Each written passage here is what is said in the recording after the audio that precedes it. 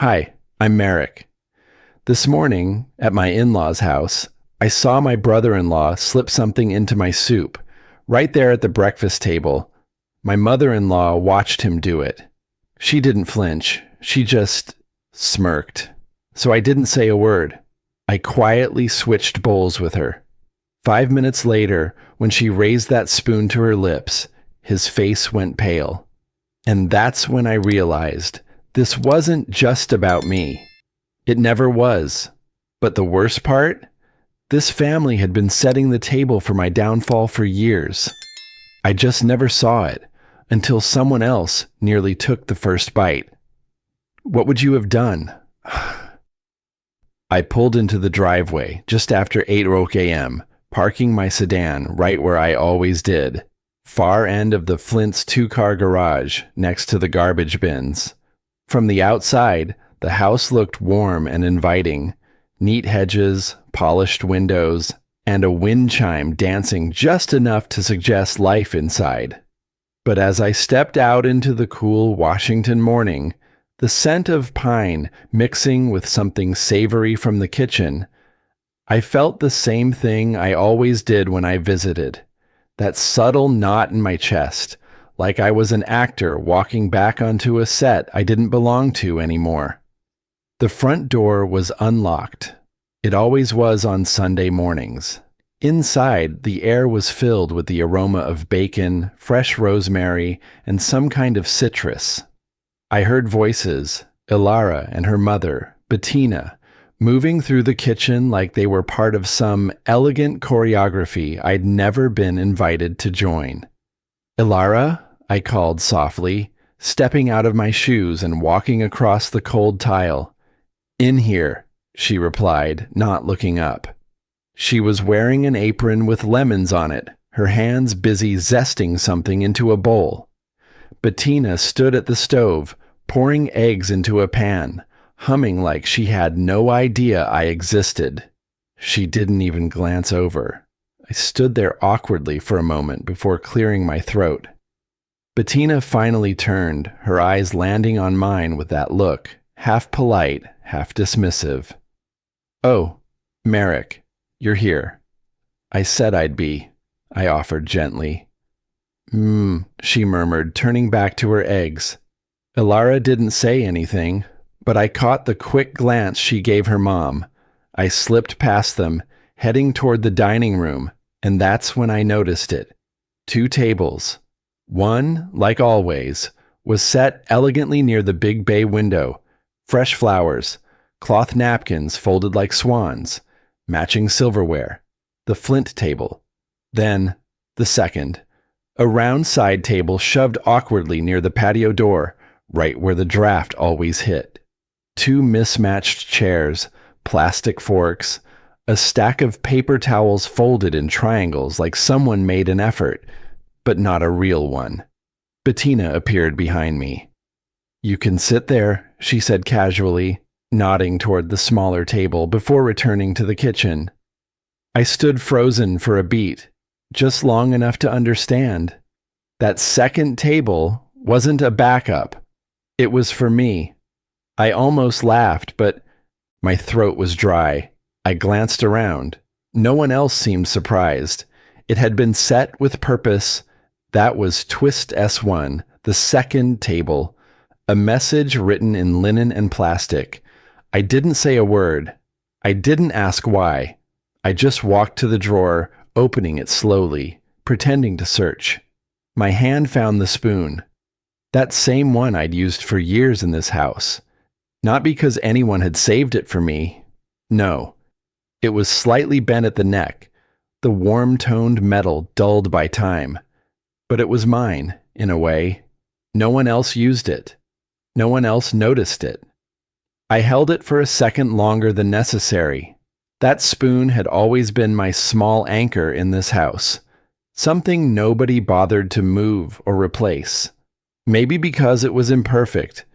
Or maybe because, like me, it simply didn't matter enough to them. I took it to the second table, sat down, and waited. One by one, the others arrived. Gregory, Bettina's husband, slid into his seat at the head of the main table. He nodded at me, more out of habit than welcome. Then came Cade and his wife Marina.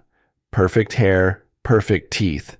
That effortless presence that always made me feel like I'd walked in with dog hair on my shirt. They sat down at the main table without hesitation. Even Ilara followed, pausing only briefly as if she might say something, but she didn't. She took the seat beside her father and tucked her napkin in her lap. The conversations started right away. Neighborhood real estate, Cade's recent promotion, Marina's boutique opening in downtown Tacoma. Laughter punctuated the air like it had all been waiting for me to sit down at the other table so it could begin. No one asked why I was sitting apart. Not one person said, "Why don't you come join us, Merrick?" Not even my wife. I sipped my orange juice, suddenly too sweet. I picked at the fruit salad on my plate, tasting nothing. This wasn't new. This wasn't even cruel. It was habit. Ritualized exclusion, masked in hospitality. Cade caught my eye and smirked, then leaned toward Bettina to whisper something. She laughed, not loudly, just enough, and glanced over her shoulder at me, almost like checking that I saw it. I did. They all knew. This wasn't accidental. This was scripted, and I was following the stage directions perfectly. I reminded myself, don't react. Don't make it worse. Play the part. Eat your food. Be invisible. Because maybe, just maybe, if I didn't cause trouble, I could make it through breakfast without turning it into another headline for family gossip. For Ilara. For Avery. But then Cade stood and walked past me toward the kitchen.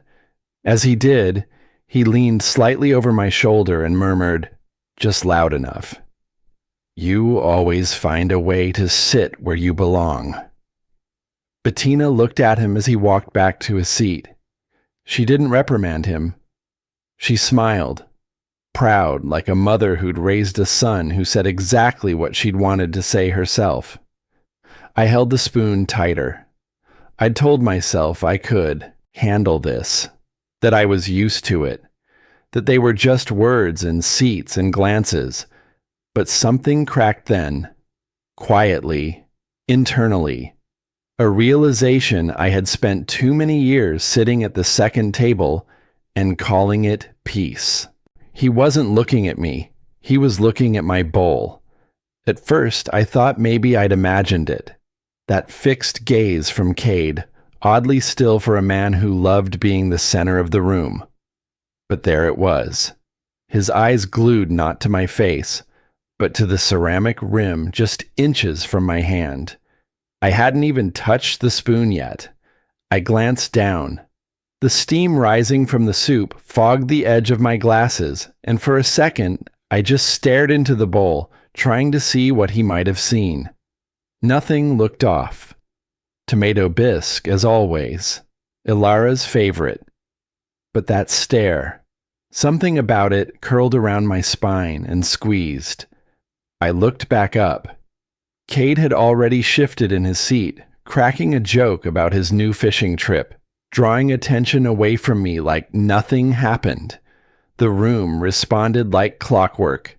A few chuckles, Bettina tossing in a one-liner about finally getting that salmon for the grill. I didn't smile. I didn't pick up the spoon. I slid the bowl half an inch away from me, just enough that I didn't have to smell it. Across the room, Ilara met my eyes, brief, subtle, like she knew I felt off but couldn't do anything about it. She didn't move, though. She kept her seat next to her brother. Her hands stayed folded in her lap. The spoon warmed in my fingers. Too warm. I didn't remember the drawer being hot. I held on to it anyway, almost like a talisman. Then, just as I started to shift in my seat, Bettina reappeared beside me, her steps as smooth and silent as a shadow. She held a folded piece of paper in her hand. "I made something for you," she said sweetly, laying the paper down on my placemat like it was a love letter. I looked up. Her smile didn't reach her eyes. I unfolded the page. At first, it looked like a list. I expected errands. Maybe something Ilara forgot to pick up at the store. But it was none of that. Merrick, to-do list, Sunday. Clean gutters, repaint porch railing, fix the side gate, mow both front and back lawns, replace hallway light, move boxes from garage to attic, scrub patio concrete. Wash both SUVs, each line typed. Each bullet point neat. My name was bolded and underlined twice at the top like a headline. I blinked. "Oh," Bettina said, still smiling. "You're strong. This is simple for you, right?" She patted my shoulder like I was a hired hand. The table quieted, not out of surprise, but anticipation. Like everyone had known this was coming. Cade leaned back in his chair with a smirk. Jeremy let out a short, knowing chuckle. Even Marina's lip curled slightly, like she'd seen something amusing at the zoo. Nobody spoke up for me, not even Ilara. I wanted to ask if anyone else had a list, if maybe we were all chipping in. But I already knew the answer. That wasn't how this family worked. Their plates were clean, their hands manicured, and somehow I was the only one with a project day. I folded the paper once, then again, tucked it under my spoon, without saying a word. In my head, I started running back the timeline. We'd barely sat down. Cade had looked at the bowl like he was waiting.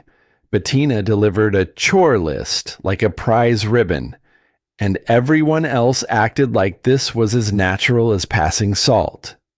I kept calm on the outside, but inside, something started to curdle. This wasn't about help. This wasn't about chores. This was pointed. This was planned. I stood up to clear my bowl, needing a second away from all their eyes. Their silence made it worse than shouting. As I reached for the dish, something strange caught my attention. A thin swirl of film at the bottom of the soup, faint, oily, barely there. The bisque had separated slightly, but the way the residue pooled, it wasn't normal. I tilted the bowl a bit. It shimmered oddly in the light. Not like butter or cream, something else. I didn't taste it. Thank God, I hadn't taken a sip. I glanced back toward the table. Cade was now chatting with Jeremy, throwing his head back in laughter. Too loud, too casual. But I noticed the way he glanced, just once, over his shoulder, like he was checking something, checking me. I set the bowl down, carefully. There it was again, that tightening in my chest. Not fear, yet, but something colder. A realization that went deeper than the soup or the list or even the seat near the patio. Something was being staged here, and I was supposed to be the fool who didn't see it. But I did. I saw it. And I wasn't going to play dumb anymore. It went deeper, back to something they'd done to me years ago, something I never wanted to remember. I stood there in the kitchen, staring at the bowl on the counter. My hand still held the spoon, but I hadn't moved. The faint residue circled the base of the soup like a ghost I couldn't name. My chest tightened, not from fear exactly, but something heavier, something that felt like déjà vu soaked in shame. Then Ilara stepped in. "Hey," she said softly, her hand brushing my arm. "You okay? You look like you saw something." I nodded once. It was a weak, automatic gesture. I didn't trust my voice yet. She lingered a second, her eyes scanning my face like she wanted to ask more. But then, just like always, her attention got pulled back toward the dining room by her mother's voice. Some overly cheerful request about more orange juice. Ilara gave me one last look and walked away. And that's when the memory grabbed me. 8 summers ago, first year of marriage, We were all out in Bettina's backyard for one of those overdone barbecues, string lights, folded napkins, and family bonding thick enough to chew. Kate had handed me a glass of lemonade. "Try this," he said, grinning like a kid with a secret. I took a sip. It was tart, cloudy. Not quite right, but I smiled through it. 15 minutes later, I was lightheaded, weak. My legs felt like they'd borrowed someone else's bones. Kate had laughed, slapped my back, said, "Lightweight, huh?" Bettina chimed in without missing a beat. "He's delicate, that's all." Everyone thought it was hilarious. I thought I was going to pass out. They called it a joke. But I remembered the way it felt, the spinning, the flush in my face, the way the porch lights looked like melting stars. I never asked what was in the lemonade. I told myself it wasn't worth the trouble. I told myself they were just being playful, that they were testing me. But now I wasn't so sure. I snapped back into the present with a rush of heat in my neck. I looked again at the bowl. It didn't matter what the residue was. What mattered was that it wasn't right. And I was the only one served this soup. The only one told to sit apart. The only one handed a list of yard labor like I was some weekend contractor. Nothing in this house was ever casual. That was the trick. Everything wore a smile, but behind it was structure, a plan, a pecking order. And I'd been at the bottom since day one. Cade was watching me again from the far end of the dining room, but not with amusement this time. This time, it was something more measured. Bettina stood near the sink, drying her hands slowly with a dish towel, her eyes flicking toward me every few seconds, like she was waiting for something, or waiting to see if I'd step out of line. I looked back at the spoon in my hand. My anchor. I'd always told myself I stayed quiet for the sake of peace, that Alara's comfort mattered more, that Avery, our daughter, deserved a version of this family that could coexist. But now I questioned all of that, because maybe silence wasn't peace. Maybe it was surrender. Ilara slipped back into the room, took one look at me, and touched my arm again. "Merrick, what happened? You're pale." I wanted to tell her about the soup, about the lemonade years ago, about how everything in this house had a hidden edge, but I couldn't. I didn't know how, not without making her choose. So I said, "I don't feel right." She frowned. "You think you're getting sick?" "Maybe." She waited, maybe for more, but I gave her nothing else. She sighed and nodded, gently brushing my sleeve. "Okay, just sit down for a minute." Then she turned and walked back into the gravity field that was her mother's voice. I stood there for a long moment, just me and the spoon, and the soup I wouldn't touch. Another memory hit me. That same summer, later that day, I'd overheard Bettina talking to her neighbor, Janine, the one with the endless garden and the loud little dog. They were standing by the patio, drinking sangria. Bettina laughed and said, "Merrick, he's harmless, just easy to manage." Easy to manage? I didn't know why that phrase buried itself so deep back then, but I remembered it, word for word. And now, staring at the residue in that bowl, I understood. They never stopped treating me that way. They just stopped pretending otherwise. Cade leaned over and whispered something to Bettina. She smiled without turning her head. When they looked up and saw me watching, they both froze for a second, like I'd caught them adjusting stage lights. Just then, Flint Sr. wandered into the room, face buried in his phone, muttering something about gas prices. He didn't even look up. No idea about the quiet tension hanging like fog. I stepped closer to the table, my pulse steady but my mind racing.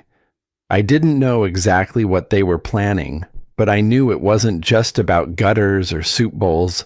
It was something deeper, bigger. And it had started years ago, and I had let it. That was when I decided to test a theory I hoped I was wrong about. I took my bowl and switched it with someone else's. Not dramatically, not with a flourish, just a quiet walk across the room, casual enough to blend in with the morning's gentle chaos, the scrape of chairs, the clink of utensils, the polite hum of low conversation. I didn't even glance at the others as I made the swap, placing the bowl neatly in front of Flint Sr. before he looked up from his phone. I stood a beat too long, then turned away. Ilara's eyes followed me, her brow twitching with a question she didn't yet form. But she knew. She always did, somewhere deep beneath the layers she wore for them. Flint Sr., as usual, didn't notice a thing. His eyes were locked on a spreadsheet glowing in his palm. He muttered something about a contractor who'd overcharged him last month, then reached for the spoon. I kept my eyes on Cade, and there it was. Just a flicker. His shoulders stiffened, eyes narrowing by a fraction. He opened his mouth to speak, but Bettina was faster. Her hand reached across the table, curling around his wrist with quiet precision. A grip, not a touch. She didn't say a word. She didn't have to. Cade sat back. It hit me in that instant. Cade didn't make the moves in this house. He followed them. Bettina played conductor. Cade performed. Flint Sr. stayed in his own world unless forced out. And Ilara, my Ilara, spent her life trying to smooth the rough edges without asking who'd carved them in the first place. I had spent years thinking I was navigating a family. I wasn't. I was surviving a system, a finely tuned one that only worked if someone stayed beneath it. Someone expendable. Someone easy. Me. Flint Sr. raised the spoon. His hand trembled slightly, not from age, but irritation, probably at the Wi-Fi signal. Cade shifted. Dad, maybe don't... Bettina snapped. Cade, enough. The veneer cracked. Her voice was just a little too sharp, her smile too practiced. She reached for her napkin, but her fingers fumbled, folding the linen the wrong way. Her eyes darted across the table. I leaned forward, my tone steady. Is something wrong with the soup? Everything stilled. The clatter stopped. Even Ilara froze mid-reach, her eyes locking onto mine like she was seeing me through new glass. Merrick, she said slowly, why would you say that? I didn't look away. I thought I saw something fall in. I might be wrong. I watched Cade's throat tighten as he swallowed. Bettina gave a light, too high laugh. Oh, Merrick, you're always so dramatic. I wasn't being dramatic, I said. Just careful. The room changed. You could feel it. Like the air itself was waiting. Nobody moved. Then I lowered my voice. Not threatening, just firm. If something's going on in this house, I'd like to know, because I'm not going to keep pretending everything is fine. Bettina's smile collapsed. Cade's jaw set. Ilara's hand crept beneath the table, finding mine. She whispered, "What's happening?" I squeezed back, steady. I'll explain later. This wasn't a blow-up. It was a boundary, one I'd never drawn before. Bettina stood up so fast her chair squealed across the floor. Merrick, you're creating problems where none exist.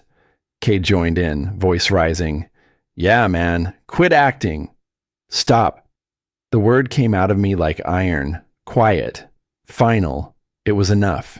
Cade shut up. Bettina blinked. Even Flint Sr. looked up, eyebrows raised in faint disapproval. If there's an issue, he said, handle it without ruining breakfast. There it was. Not a question, not concern, just a desire for comfort, no matter what it cost someone else. My stomach turned. I had seen this pattern my whole life. Keep the peace, hide the mess, smile through it. No more. Still, they ignored the warning. Bettina turned back toward her husband, smoothing his shoulder like nothing happened. Eat, dear. Don't let Merrick's imagination spoil your appetite. Before I could reach for the bowl, she slid it back toward him. Cade's eyes went wide, but he didn't say a word. Bettina's glare landed on him like a hook, silent and dangerous. Flint Sr. lifted the spoon again. Ilara gasped, and time slowed down. My heartbeat thudded in my ears. Everything in the room, every sound, every glance, every twitch of a finger, felt like it was stretched thin over something sharp. I stepped forward, not to stop him, but to prove what I feared most. If I stayed still, my breath steadied, even though everything inside me was bracing for the next 2 seconds. Flint Sr.'s spoon hovered just shy of his mouth when Bettina moved, not with shock, not with panic, but with the same polished grace she used for every curated moment in that house. Her hand swept in, light and precise. She pressed her thumb into his wrist, shifting the motion just enough to redirect it. "Oh, sweetheart, try the fruit first," she said, voice soft, like she'd been rehearsing it. He chuckled, lowering the spoon without a thought. He didn't question it. He never did. Across the table, Cade let out a breath he probably didn't realize he'd been holding. I caught the flicker in his eyes. Relief. Maybe fear. And for the first time, everything lined up with perfect clarity. Bettina wasn't covering for him. She was covering for all of them. She turned back toward the table with an overly bright smile. "All right, everyone. Fresh berries, warm biscuits, juice. Let's enjoy breakfast." Ilara hesitated. Her eyes moved between me, her mother, and the bowl now sitting in front of her father like it was harmless. Cade focused on his plate. Flint Sr. forked a piece of melon with zero awareness of the silent disaster he'd narrowly avoided. Conversation started again. Forced, unnatural. I sat at the second table, the place they decided I belonged, and watched Bettina pour juice with perfectly steady hands. But she wouldn't look at me. That told me everything. She knew I saw. She also knew I had no proof. Ilara drifted toward me, fingers brushing my arm. "Merrick, you're not okay. Tell me what's going on." I guided her a few steps away, just far enough that the others had to pretend not to listen. "Something was in my bowl," I said.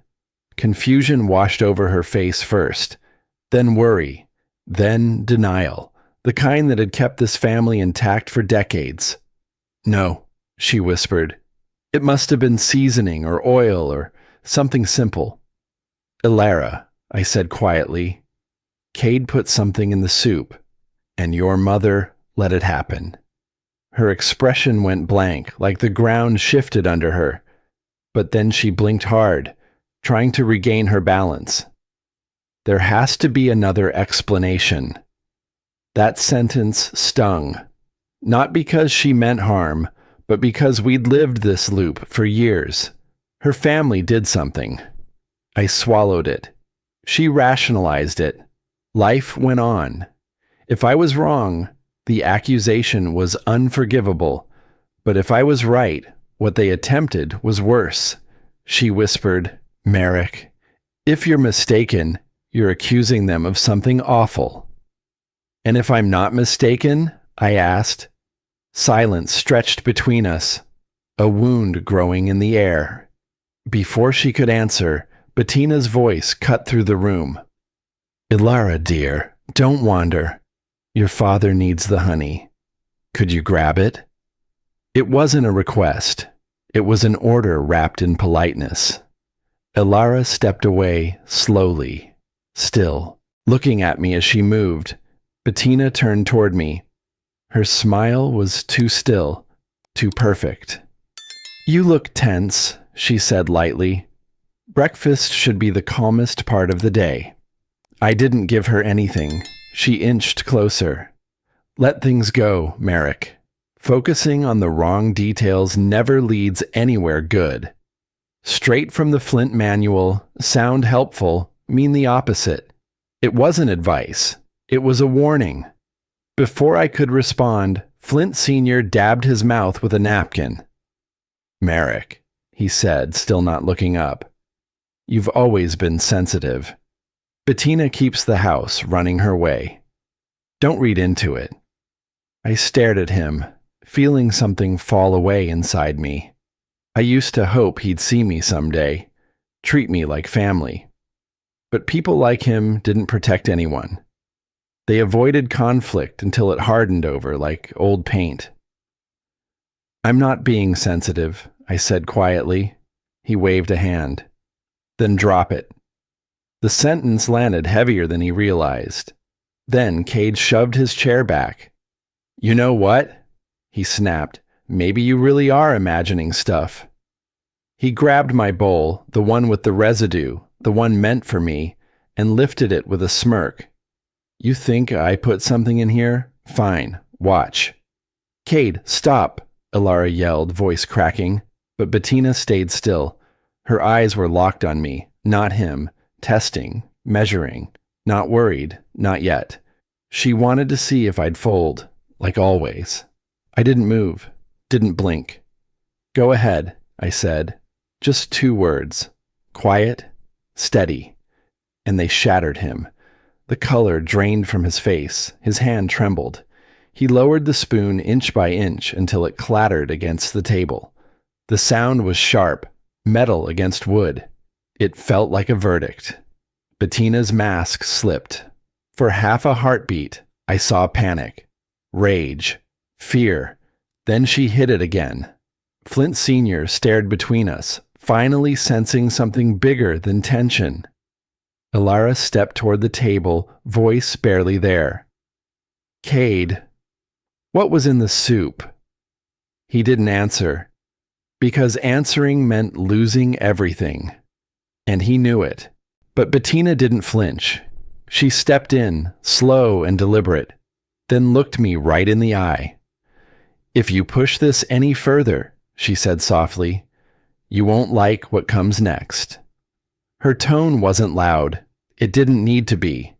It had that smooth, rehearsed quietness you only hear when someone has all the power and wants you to know it.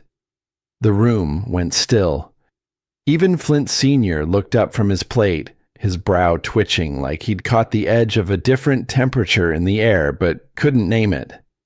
Cade stepped back, his hand still half raised, like he hadn't figured out what to do with it yet. I didn't blink. Something had shifted inside me, just under the ribs.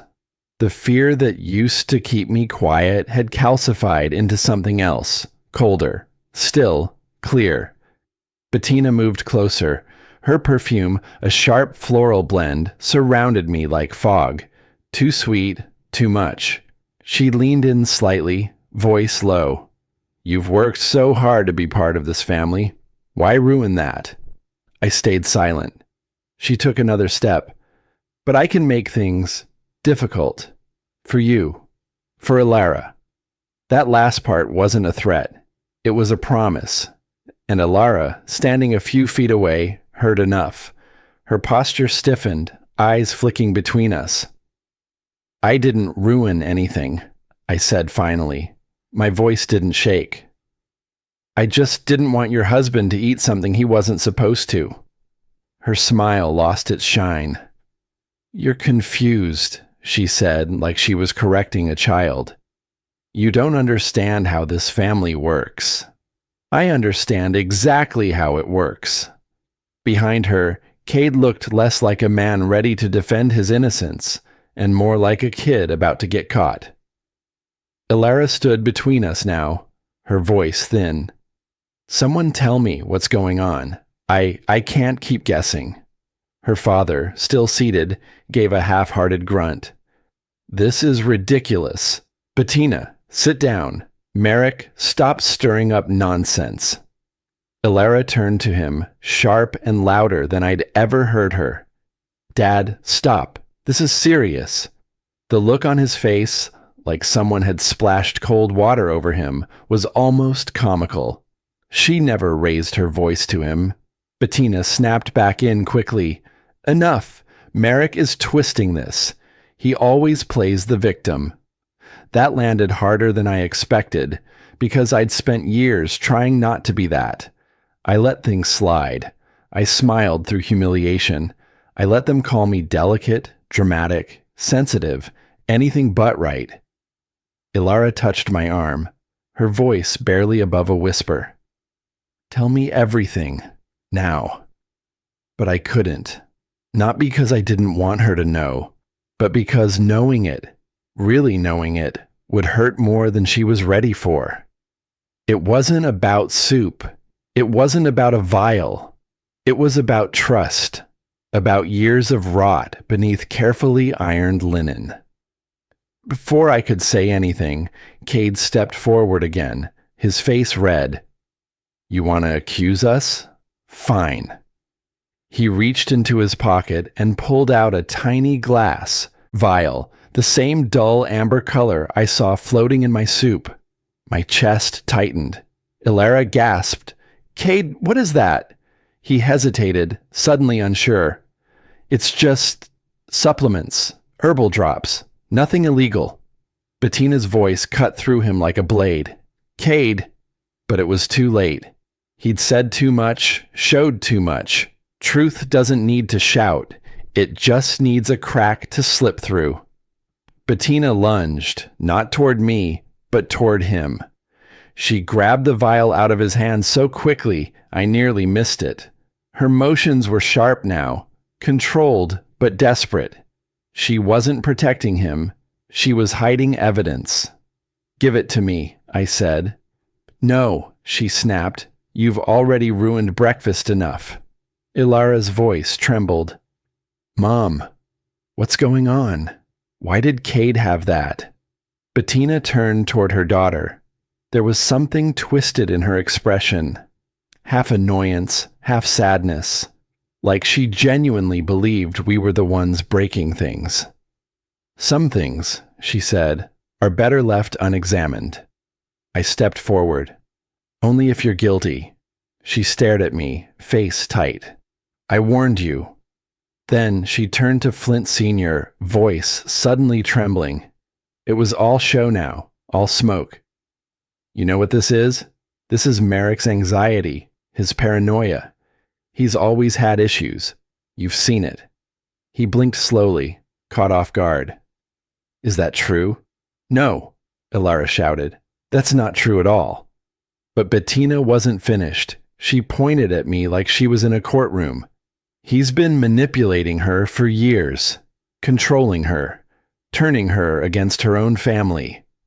I felt something rise behind my eyes. Not shame, not panic. It was rage, pure and steady. Not the kind that explodes, but the kind that changes a man. I stepped forward again. Enough. Everyone froze. I'm done letting you decide what's true and what's not, I said. You want to call me unstable? Go ahead. But you're the one hiding a vial. You're the one who redirected your husband's spoon. You watched your son slip something into my food and said nothing. Cade took a step back. Flint Sr. looked at his wife, really looked at her, for the first time that morning. Ilara's eyes welled up, not just from hurt, from clarity. And Bettina lost control. Her shoulders dropped. Her mask cracked. You should have stayed quiet, she whispered.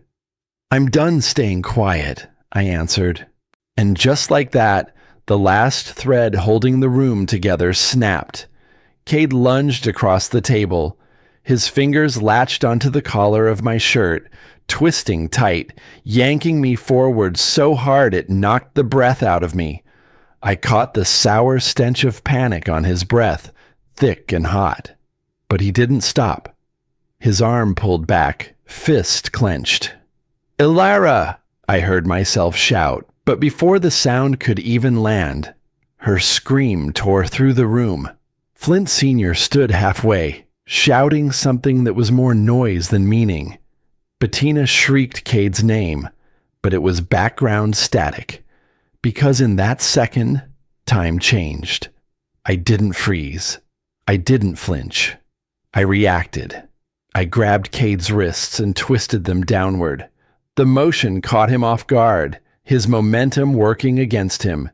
He slammed into one of the dining chairs, hard, knocking the wind out of himself. He dropped like a sack of laundry. Gasps flew around the room like ricocheting glass. I stepped back, chest heaving, but my hands were steady. My eyes never left his. I wasn't afraid anymore. Ilara rushed between us, her voice cracking, desperate. "Stop! Both of you! Just stop!" She turned to her brother, eyes wide, devastated. "What is wrong with you? Why would you attack my husband?" Cade didn't answer. He stared at the floor, jaw clenched, chest rising like a man who didn't recognize himself. Bettina rushed in, sliding an arm around him like he was the one who needed comfort. "He was provoked," she hissed. Ilara stepped back, her voice sharpened. "Provoked? By what? By being caught?" Bettina froze. The balance tipped again. Flint Sr. tried to retake control. He lifted both hands like he was swearing in a courtroom. "All right, enough. Everyone sit down. Let's talk this out." "No," I said. My voice was level. "I'm not sitting down." Ilara followed. "Neither am I." Flint Sr. sank back into his chair, eyes dull, the weight of the room pressing down on him. Cade muttered something under his breath, barely loud enough to catch. "He's ruining everything." I looked at him, voice cutting through the air like ice. "You almost poisoned your own father." That sentence didn't just hang in the room. It detonated. Cade's eyes widened. I didn't put anything dangerous in it." Ilara spun on him, voice breaking. "Then what was it?" He backed up, stumbling over words. It wasn't supposed to hurt anyone. It was just to make him sick." Bettina reached for his arm, but he didn't stop. "It wasn't even meant for Dad. He wasn't supposed to switch bowls." Ilara's hand flew to her mouth. The truth hit her full in the chest, and I saw it. That slow motion kind of heartbreak. The kind that doesn't scream. It just unravels quietly, thread by thread. Flint Sr. stared at his son like he was looking at a stranger. His lips parted, but no words came out. And Bettina, her face twisted. The performance dropped. She grabbed Cade by the wrist and hissed, "Enough! Do you hear me? Enough!" She turned on me like a storm. "This is your fault," she said through clenched teeth. "You make him feel small. You push him. You've never respected this family." "I respected this family more than it ever respected me," I answered. That silenced her for a heartbeat. Then she snapped. "You're a guest," she shouted.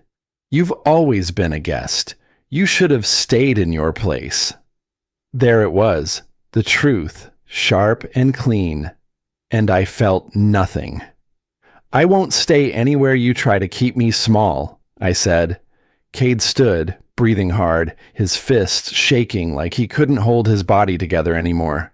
And then he charged. No warning this time. Just brute force and shame all boiling to the surface. He didn't grab. He swung. But I was ready. I ducked. His punch missed and cracked against the edge of the table.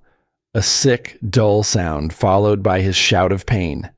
Flint Sr. finally rose, yelling his son's name, stepping forward, but it was too late. Cade spun again, one hand clutched to his bleeding knuckles, and rushed at me like a man with nothing left to lose. Bettina screamed, "Cade, stop!" Ilara jumped between us, her arms out, shielding me with her body. "No, enough. This is done." But Cade didn't stop. His eyes were wild now, so I did what I had to. I stepped past Alara, met Cade in motion. I blocked his arm, twisted it behind his back, and forced him down, one knee to the hardwood floor. The room went dead silent. Cade grunted, trying to fight it. "Get off me." I leaned closer, voice low, final. "I warned you. I won't be your punching bag anymore." There was a shift. It wasn't just in me. It was in everyone watching. I felt it. They weren't looking at the man who always stayed quiet, the one who smiled through being dismissed, talked over, excluded. They saw something else now. Alara stared at me with wide eyes, not afraid, but stunned, like she was seeing me for the first time, strong, clear, unapologetic. I looked around that table, at every face, and knew this wasn't the climax. It was the beginning. And that was when a new voice entered the room. One that changed everything, including the truth I thought I knew. It was Flint Sr., but this time his face wasn't blank or distracted, the way it so often was in recent years. It wasn't fogged over with polite detachment, or the kind of exhaustion you expect from a man in his 70s. No, he was clear, sharp, and furious. His voice sliced through the air like a blade. "Cade, Bettina, sit down." The room snapped still. Even Cade froze beneath my grip, as if something ancient in his bones recognized the danger in that voice. I let go, and he dropped into the nearest chair, breathing hard. Bettina hesitated. Her lips parted as if to protest, but something in Flint's gaze stopped her mid-breath. She sat, stiff as marble. The dining room had never felt smaller. Every eye on Flint. The only sound was the faint hum of the refrigerator down the hall. He slowly pulled back his chair, the scrape of wood on tile loud in the silence, and sat down like a man about to pass judgment. Then he folded his hands in front of him. First, he looked at Bettina. "Did he put something in my food?" Bettina's shoulders squared. "What? No, of course not. That's ridiculous." He cut his eyes to Cade. "Cade." Cade didn't lift his head. "Dad, I didn't mean." "Answer the question." Cade swallowed. His jaw trembled. His voice broke. "Yes." And just like that, the illusion shattered. "But it wasn't dangerous," Cade blurted. It wasn't meant to hurt you." Flint's hand slammed against the table so hard I flinched. Alara gasped. Bettina jumped like she'd been struck. "You could have killed me," he said. The words landed with such finality that no one dared breathe. "No," Cade's voice cracked. "Mom said it would just slow you down, keep you from signing the deal with Marcus." "Cade," Bettina barked, but it was too late. My blood ran cold. I looked at Alara. Her eyes were wide, horrified. Her lips moved, but no words came. Flint Sr. turned to his wife slowly, like a man who could no longer recognize the person across from him. "What did you do?" he whispered. Bettina stood frozen. Her face, a mixture of guilt, confusion, pride, twitched under the weight of being seen. Truly seen. "I didn't want you to sign that contract," she said finally, her voice barely audible. "You weren't thinking clearly. And Marcus, he's not ready. I was trying to protect the company, protect the family." Flint recoiled like she'd slapped him. "By drugging me?" She blinked fast. "You don't understand how many people rely on you. I've had to make decisions while you disappeared behind routine and nostalgia. You weren't listening anymore." He sat back, disgusted.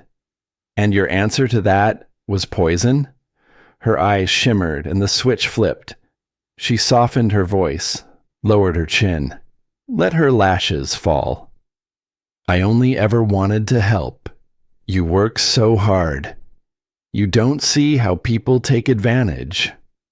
No, Flint said, voice cold as stone. This time, you were the danger. She blinked. It didn't land the way she thought it would, because her old playbook had expired. There was no charm left, no control. I stepped forward. My hands weren't shaking anymore. Everything I said this morning, I began quietly. Everything I saw, it wasn't paranoia. It wasn't a misunderstanding. It was real. I turned to Alara. They didn't just try to isolate me. They tried to make sure your father never signed those papers, and they used me to do it. Alara looked like she'd been hollowed out. She didn't wipe her tears. She didn't argue. She looked straight at her mother. Mom, how could you?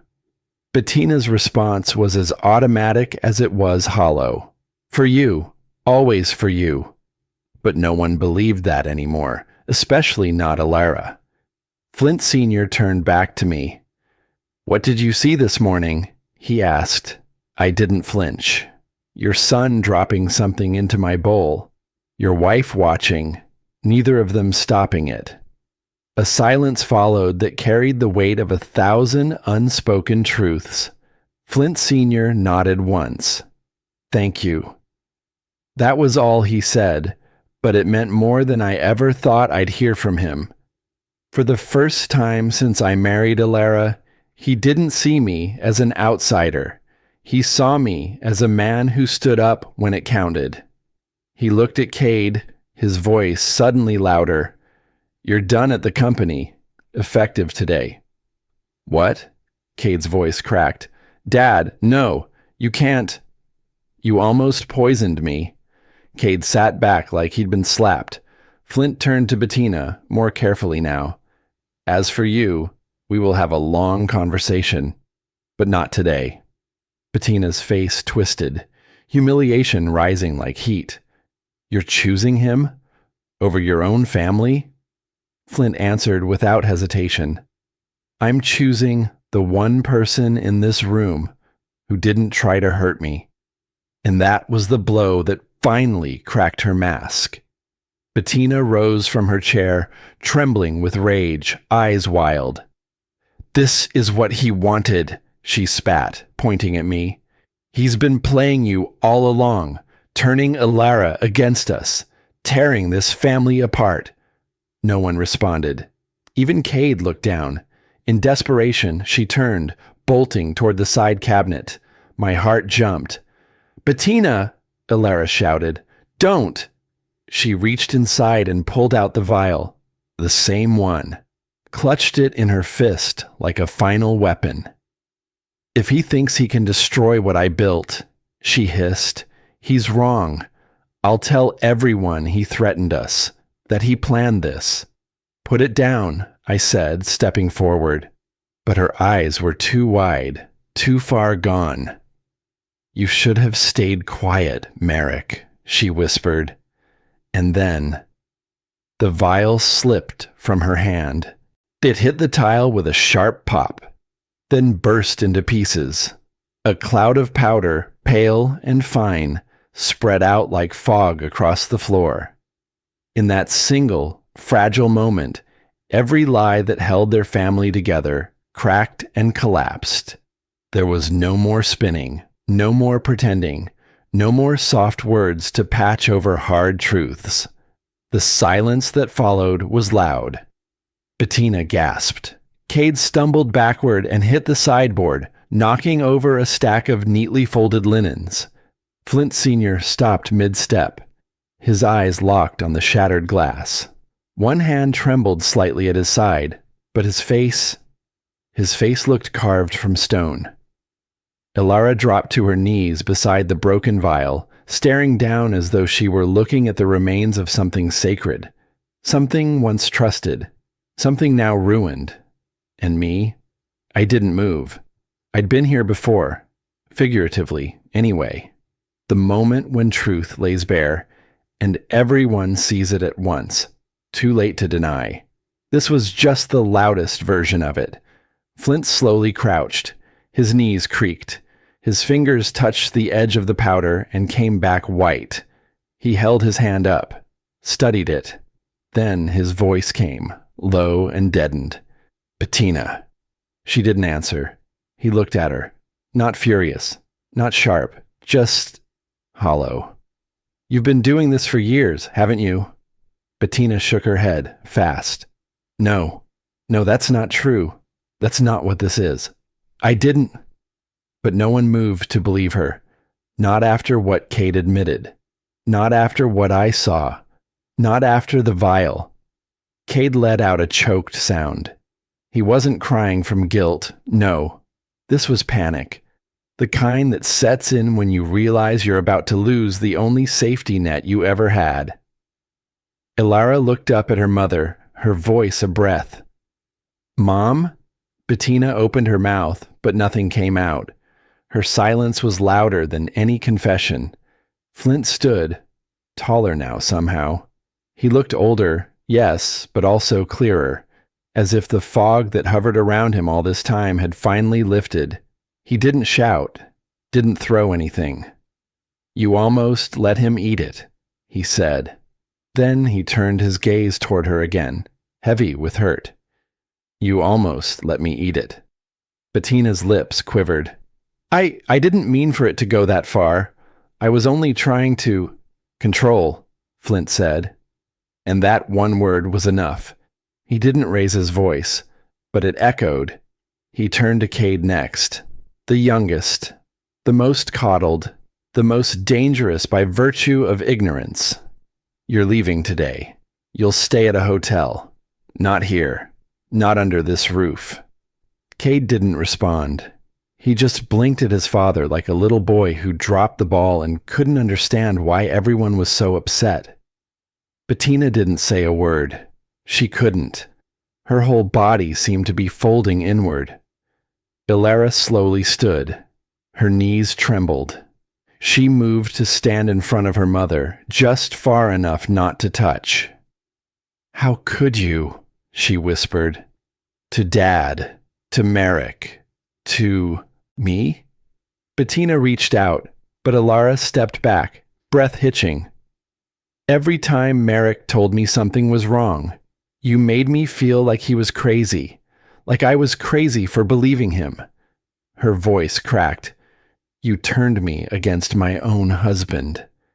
Bettina covered her face, sobbing now, but the tears didn't change anything. Ilara turned to me then, and I saw something in her face I hadn't seen in a long time. Clarity. I breathed in slowly. For once, I didn't feel like the outsider. For once, I wasn't trying to defend my place in this house. I wasn't scrambling for acceptance. I had nothing to prove anymore. I looked at Flint. "If you need help, with statements or security or whatever comes next, I'll do it." He nodded, quietly, and then, softer. "I should have seen this a long time ago. I'm sorry, Merrick." That landed deeper than I expected. Not because it made things okay, but because it acknowledged what I'd carried alone for so long. Bettina tried one last time. Her voice came cracked and jagged. "Please, Ilara, don't leave me like this. I did it all for the family. For us." Ilara's response was calm. "No, you did it to stay in control." Bettina gasped, pulling herself upright. "I'm your mother. And I'm your daughter," Ilara said, firm now. "Not your pawn." It was the line we'd all waited too long to draw. As I stepped back from the table, something caught my eye. A silver spoon, still sitting in the soup bowl Flint nearly picked up earlier. The same one Cade had tampered with. I remembered suddenly a barbecue from years ago. A summer day when I'd had one beer, maybe two, and still blacked out in the bathroom. Everyone joked about heat stroke. I believed them. Because I wanted to believe them. I wanted to believe it was just me. That spoon shimmered in the morning light, and suddenly, it wasn't just a utensil. It was the embodiment of every time I'd looked away, smiled through it, swallowed doubt for the sake of peace, but not anymore. Ilara walked over and slipped her hand into mine. She was shaking, but her voice was clear. "We're going home, Merrick." I nodded. Behind us, voices rose. Flint Sr. already on the phone with someone, lawyers maybe. Cade's voice, angry and desperate. Bettina's sobs choking out half-finished sentences. But none of that followed us. Not out the door. Not into the sunlight. Out on the driveway, Ilara stopped and leaned against me. "I'm sorry," she whispered, "for not seeing it sooner." I held her tight. "You see it now. That's enough." She let herself cry, really cry, for the first time in years. And I let her. We stood there for a long time, wrapped in silence. Not the silence of fear or suppression, but one that felt earned. I kissed the top of her head. "We heal from here," I said. Together. And for the first time in a long time, I meant it.